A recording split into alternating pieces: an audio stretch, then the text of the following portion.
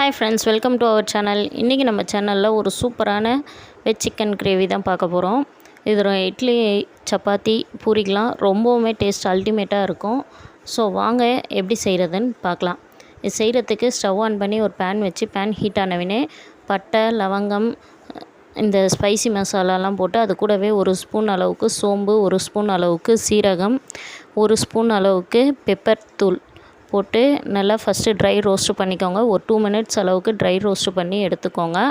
அடுத்து ஒரு பேன் வச்சு பேன் ஹீட் ஆனவினே ஆயில் ஒரு 2 ஸ்பூன் அளவுக்கு ஆயில் யூஸ் பண்ணிவிட்டு ஆயில் நல்லா ஹீட் ஆனதும் சின்ன வெங்காயம் ஒரு கைப்பிடி அளவுக்கு சின்ன வெங்காயம் ஆட் பண்ணியிருக்கேன்.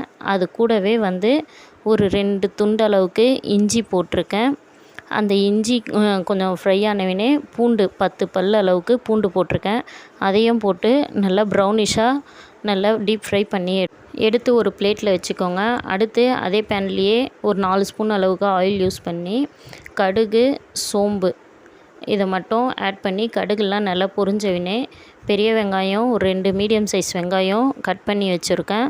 அதை போட்டு நல்லா வதக்கிக்கோங்க. வெங்காயம் கொஞ்சம் இந்த அளவுக்கு கோல்டன் ப்ரௌனிஷாக வந்தவினே பழுத்த தக்காளி ஒரு 2 தக்காளி கட் பண்ணி வச்சுருக்கேன். அதையுமே போட்டு நல்லா வதக்கிக்கோங்க. வெங்காயம் தக்காளி கொஞ்சம் லைட்டாக வதங்கும் பொழுதே நான் தேவையான அளவுக்கு கிரேவிக்கு தேவையான அளவுக்கு கல் உப்பு ஆட் பண்ணியிருக்கேன். ஸோ அதையும் ஆட் பண்ணிவிட்டு நல்லா வதக்கிக்கோங்க. அடுத்து இதுக்கு மெயின் இன்க்ரீடியண்ட் மீன் மேக்கரை இதை சுட தண்ணியில் போட்டு நான் ஒரு 1/4 மணி நேரம் நல்லா சாஃப்டானவினே தண்ணியெல்லாம் டைட்டாக பிழிஞ்சு எடுத்து வச்சுருக்கேன். கட் பண்ணி எடுத்து வச்சுருக்கேன். அந்த மீன் மேக்கரை அந்த வதக்கிற வெங்காயம் தக்காளி கூடவே ஆட் பண்ணிவிட்டு அது கூடவே நல்லா போட்டு வதக்கிக்கோங்க. மீன் மேக்கரும் அந்த வெங்காயம் தக்காளியும் எல்லாம் ஒன்று பட நல்லா வதங்கணும். இந்த ஸ்டேஜில் காரத்துக்கு ஒரு ஸ்பூன் அளவுக்கு மட்டும் குழம்பு மிளகாய் தூள் ஆட் பண்ணுறேன். அதை போட்டு அந்த மசாலாலாம் போட்டு நல்லா ஒன்று பட நல்லா கலரிக்கோங்க.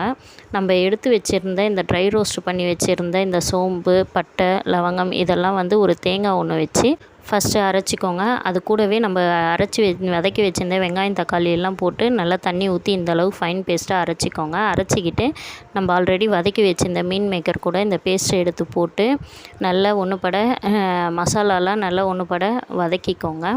இந்த ஸ்டேஜில் நான் கிரேவிக்கு தேவையான அளவுக்கு தண்ணி ஆட் பண்ணுறேன். உங்களுக்கு எந்த அளவுக்கு கிரேவி வேணுமோ அந்தளவுக்கு தண்ணி ஆட் பண்ணி நான் ஒரு டம்ளர் அளவுக்கு தான் தண்ணி ஆட் பண்ணுறேன். தண்ணி ஆட் பண்ணி குக்கரில் ஒரு 2 விசில் வச்சு எடுத்தோம்னா இட்லி தோசைக்கு சூப்பரான ஒரு அல்டிமேட்டான veg chicken gravy ready. So நீங்களும் இதை ட்ரை பண்ணுங்கள். ட்ரை பண்ணி பார்த்துட்டு எப்படி இருந்ததுன்னு கமெண்ட் பண்ணுங்கள்.